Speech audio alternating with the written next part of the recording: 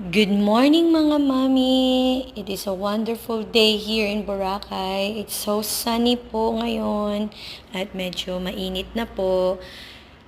But I know na ito po yung weather na gusto natin para matuyo ang ating mga labahan. So ito po, nagsistart na po akong mag-paint. Ito po ay part lang ng ulo ng seahorse. This is the part 1. At nagmi-mix po ako ng kulay para makuha ko po talaga yung kulay na gusto ko para sa ating seahorse. So, this time, in this theme po, hindi po kami masyadong gagamit ng sobrang bright color.